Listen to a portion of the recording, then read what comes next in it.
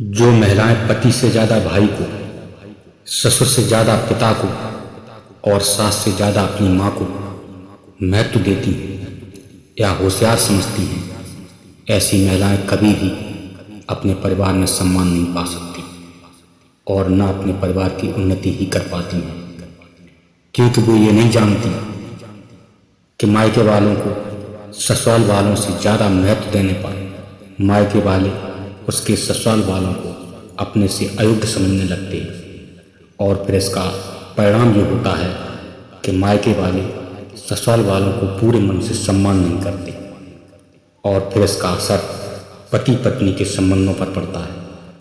याद रखिए, जहाँ पति का सम्मान न हो वहाँ औरत का सम्मान होते हुए भी कोई सम्मान नहीं है और ऐसा करके आप खुद अपने पैरों पर कुल्हाड़ी मारने का कार्य करती हैं। आप पति के साथ अपना भी सम्मान नष्ट करने का कार्य करती हैं। याद रखें, आपका सच्चा सम्मान वही है जहाँ आपके पति का सम्मान है। इसी तरह ठीक यही शर्त पुरुष पर भी लागू होती है। आपका भी सच्चा सम्मान वही है जहाँ आपकी पत्नी का सच्चा सम्मान है। कितनी बार आपको समझाया गया कि आप एक दूसरे के बगैर पूर्ण नहीं हैं। आपका साथी आपका ही आधा अंग है, उसकी सुरक्षा और सम्मान आपका ही सुरक्षा और सम्मान है, लेकिन आप हैं कि हर बार भूल जाते हैं। याद रखिए, जब तक पति पत्नी एक दूसरे के सुरक्षा और सम्मान को अपना सुरक्षा सम्मान नहीं समझेंगे, तब तक सही मायने में पति पत्नी है ही नहीं और तब तक कुछ भी दुरुस्त होने वाला नहीं है। लड़की का जब तक विवाह नहीं होता, उसका जन्म स्थान ही उसका परिवार होता है, मगर जैसे ही विवाह हो जाता है उसका परिवार बदल जाता है और फिर ससुराल ही अब उसका अपना परिवार हो जाता है। सास और ससुर माँ बाप के स्थान पर आ जाते हैं, देवर ननद भाई बहन के स्थान पर, और पति स्वयं आपका ही दूसरा रूप है।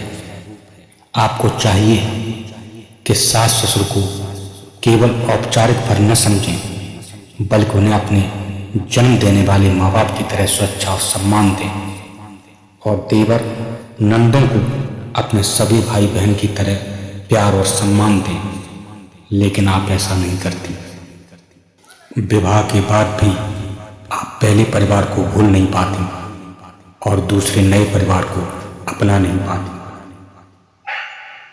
और ठीक यही गलती आप सास बन जाने पर करती हैं। बहू को बेटी की तरह अपना नहीं पाती हैं और बेटी को बहू की तरह त्याग नहीं पाती हैं और जब समस्याएं खड़ी हो जाती हैं तब दूसरों को दोष देती हैं।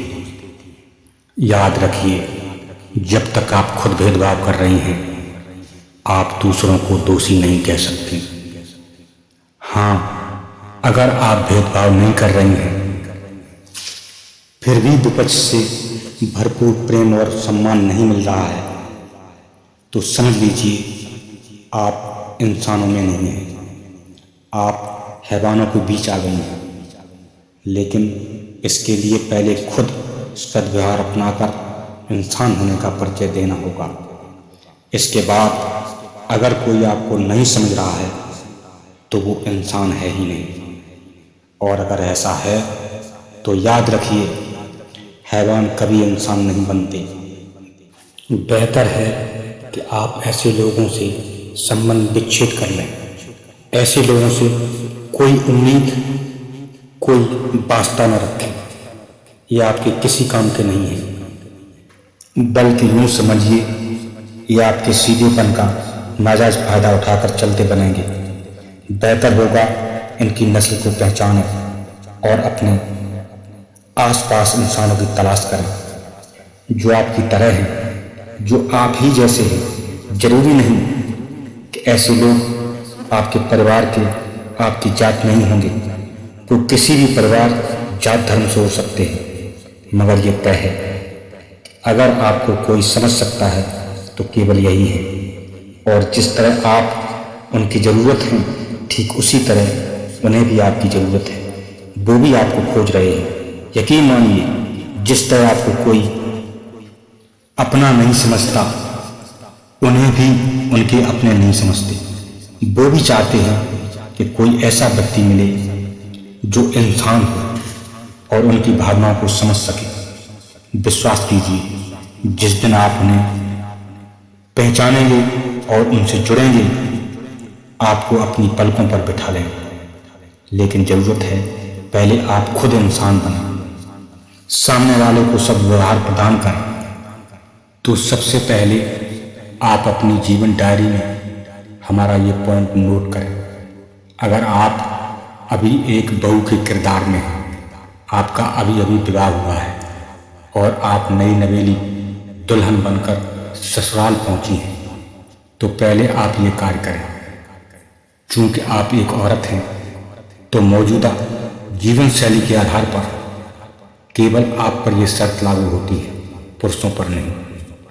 विवाह से पहले आपका परिवार मायके में था, मगर अब आपका परिवार बदल गया है और अब ससुराल का परिवार ही आपका अपना वास्तविक परिवार है। इसलिए अब इसकी सुरक्षा, सम्मान, उन्नति ही अब आपकी उन्नति है और अब आपको अपने इस परिवार के लिए ही मरना है और इस परिवार के लिए ही जीना है। हर सदस्य आपका अपना है। देवर को छोटा भाई और नंदों को सगी छोटी बहन की तरह प्यार और सम्मान दें और पति को अपना सर्वस्व समझें, बल्कि यूं समझें कि वो स्वयं आप ही हैं। जैसे आपके सीने में जो दिल है आपको सबसे प्यारा है, दिल नहीं तो फिर आप कहाँ। वैसे ही पति के बिना आपका कोई वजूद नहीं। पति की खुशी आपकी अपनी खुशी है। पैसा कौन नहीं चाहता। अगर आपका पति लाख प्रयास करने पर भी पैसा नहीं कमा पा रहा है तो ताने न दें, बल्कि इसे अपनी किस्मत समझते हुए भरपूर प्यार और सम्मान दें और मिलकर प्रयास करें। अपनी कमजोरियों को कहीं भी बाहर जाहिर न होने दें, अपने मायके में भी नहीं। घर के प्रत्येक सदस्य की जायज खुशियों का पूरा ध्यान रखें, ठीक वैसे ही जैसे आप अपनी खुशियों का ध्यान रखती हैं। बगैर बताए किसी के मन की इच्छा को परखना सीखें और उसकी इच्छा उसके कहने से पहले ही पूरी करें। अपनी इच्छाएं तो सभी जानते हैं, मगर वो कौन है जो दूसरे की इच्छाओं को पहचान सके। वही सदाचार का सच्चा मर्मज्ञ है। सोचिए, अगर आपके कहने से पहले कोई अगर आपकी इच्छा पूरी कर दे तो निश्चित है वो व्यक्ति आपको अपने से भी ज्यादा प्रिय होगा। तो ऐसा करके आप भी किसी के भी दिल में अपने लिए प्रेम विकसित कर सकती हैं। ये कार्य पहले आप करें। हमारा दावा है, विपक्ष में जहां जहां इंसान है 101% आपके हो जाएंगे और आपको अपनी पलकों पर बिठा लेंगे। 4 दिन के लिए भी अगर आप अपने मायके चली जाती हैं तो सभी आपके लिए व्याकुल हो जाएंगे। घर में सफाई का विशेष ध्यान रखें। भोजन हमेशा स्वादिष्ट बनाने का प्रयास करें। ये सारे कार्य पहले आप करें। ये कभी भी न सोचें कि कोई दूसरा पहले मेरे साथ सही व्यवहार करे, तब बाद में मैं उसके साथ सही व्यवहार अपनाऊंगी। याद रखिए, सद्व्यवहार की पहल करने वाला हमेशा बड़ा होता है, जबकि गलत व्यवहार की पहल और प्रतिशोध हमेशा गलत लोग करते हैं।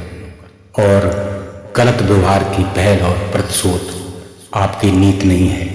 इतना करने के बाद भी अगर आपको कोई नहीं समझ पाता तो याद रखिए वो आपके परिवार का है ही नहीं। पति होकर वो पति नहीं, माँ होकर भी वो माँ नहीं, बाप होकर भी वो बाप नहीं, भाई होकर भी वो भाई नहीं और बहन होकर भी वो बहन नहीं। ऐसे लोगों का समूल त्याग करें और उन लोगों को तलाश करें जो आपके व्यवहार को समझ सके। ऐसा नहीं है कि आपको समझने वाले हैं नहीं। निराश न हो, बहुत सारे लोग हैं जो आप जैसे हैं जरूरत उन्हें खोजने की है, क्योंकि जब आप ही एक समाज में मौजूद हैं तो आप जैसे और भी अवश्य ही होंगे। बस खोजना शुरू करें। ऐसा कभी न करें कि आप इनसे तंग आकर उनके जैसे हो जाएं।